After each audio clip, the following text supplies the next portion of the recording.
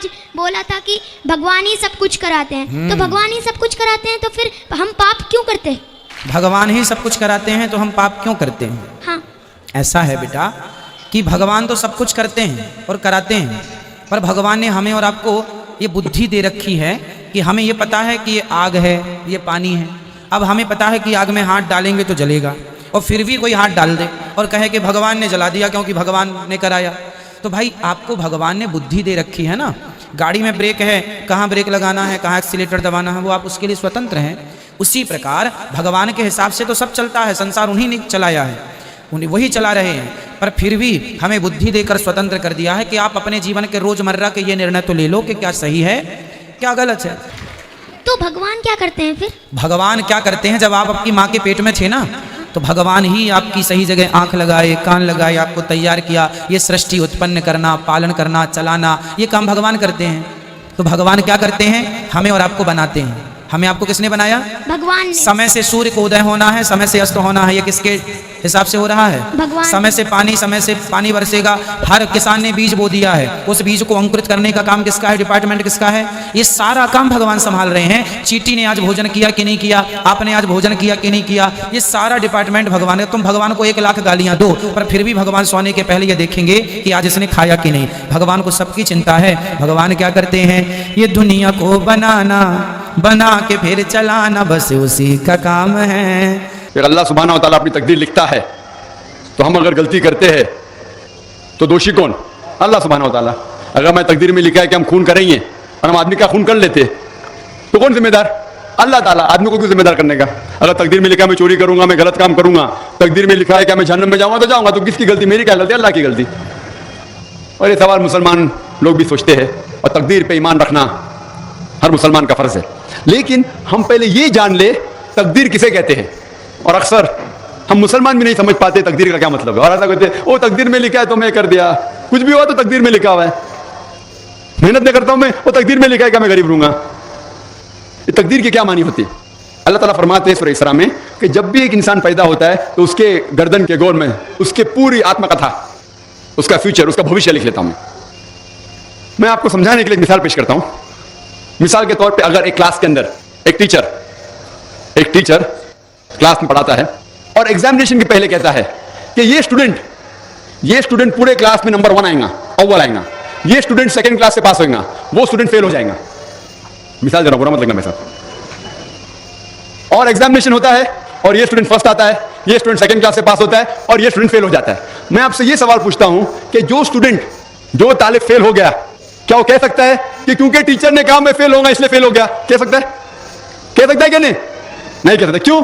Teacher अपने तजुर्बे से कह रहा है ये स्टूडेंट बहुत अच्छा है, बहुत पढ़ाई करता है इसलिए फर्स्ट आएगा, ये स्टूडेंट ठीक है सेकंड क्लास, ये स्टूडेंट पिक्चर देखता है, क्लास भी नहीं अटेंड करता है इसलिए फेल होगा। तो अपने तजुर्बे से वो भविष्य के बारे में कहता है। लेकिन वो स्टूडेंट नहीं कह सकेगा क्योंकि टीचर ने मुझे कहा मैं फेल होगा इसलिए फेल हो गया। दोषी कौन? वो खुद स्टूडेंट, उसने पढ़ाई नहीं किया। इसी तरीके से अगर आप कंपेयर करेंगे, अल्लाह सुब्हानहू व तआला टीचर से तो बहुत ऊंचे। टीचर तो कभी कभी गलती कर सकता है, अल्लाह सुब्हानहू व तआला के पास इल्म गैब है, वो भविष्य के बारे में जानते हैं। जब भी कोई काम होता है कुछ चीज फिक्स्ड है, आप कहां पैदा होंगे, आप कब मरे, कुछ चीज वो कब मिले। उसके अलावा अल्लाह सुब्हानहू व तआला ने आपको फ्री विल दिया है।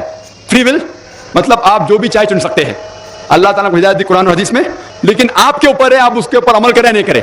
लेकिन अल्लाह ताला जानता है आप क्या करेंगे। मिसाल के तौर पर आप एक रास्ते पे चल रहे हैं और एक चौराहे पे आते हैं, 4 रास्ते हैं, नंबर 1, नंबर 2, नंबर 3, नंबर 4। आप कोई भी रास्ता चुन सकते हैं, आप चुनते हैं रास्ता नंबर 3। अल्लाह सुब्हानहू तआला को पहले से इल्म गैब है, पहले से पता था कि आप जब चौराहे पे आएंगे आप रास्ता नंबर 3 लेंगे, तो अल्लाह ताला पहले से लिख लेता है कि आप रास्ता नंबर 3 चुनेंगे। क्योंकि अल्लाह ताला ने लिखा इसलिए आप नहीं चुन रहे, क्योंकि आप चुनने वाले थे, अल्लाह ताला ने लिखा, इसे कहते हैं इल्म गैब। अल्लाह सुब्हानहू तआला का इल्म गैब है। अल्लाह ताला को पहले से पता था कि आप नंबर 3 चुनेंगे, और अल्लाह ताला तकदीर में लिख दिया कि आप नंबर 3 रास्ता चुनेंगे। क्योंकि अल्लाह ताला ने लिखा इसलिए आप 3 नहीं चुन रहे, क्योंकि आप चुनने वाले थे, अल्लाह ने लिखा। और एक मिसाल पेश करता हूं, आपने 10वीं पास की, 12वीं पास की, आप डॉक्टर भी बन सकते हैं, आप इंजीनियर भी बन सकते हैं, आप लॉयर भी बन सकते हैं। आप चुनेंगे डॉक्टर बनने के लिए। अल्लाह ताला को पता है कि आप जब 12वीं पास करेंगे तीनों चीज आप बन सकते हैं, आप डॉक्टर भी बन सकते हैं, इंजीनियर भी बन सकते हैं, लॉयर भी बन सकते हैं। आप चुनेंगे डॉक्टर बनने के लिए, तो तकदीर में लिख दिया अल्लाह ताला आप 12वीं पास करेंगे और डॉक्टर बनेंगे। क्योंकि अल्लाह ताला ने लिखा इसलिए आप डॉक्टर नहीं बने, क्योंकि आपने चुना इसीलिए अल्लाह ताला ने पहले से लिख दिया। आप समझे? कुछ लोग कल एग्जाम दे, कल एग्जाम है, अच्छा है, तालिब अच्छा है, अभी कल एग्जाम है, क्या पढ़ने का, तकदीर में लिखा है कि पास तो पास, फेल तो फेल, और वो नहीं पढ़ता है और वो फेल हो जाता है। तकदीर में लिखा होता है, ये आदमी पढ़ता था तो पास होता था, लेकिन इसकी सोच भी टेढ़ी थी। अल्लाह ताला ने लिखा है तकदीर में, ये शख्स अगर पढ़ता था पास होता था, लेकिन उसने सोचा क्या पढ़ूं मैं, तकदीर में लिखा नहीं पढ़ता फेल हो जाता है। तो दोषी कौन?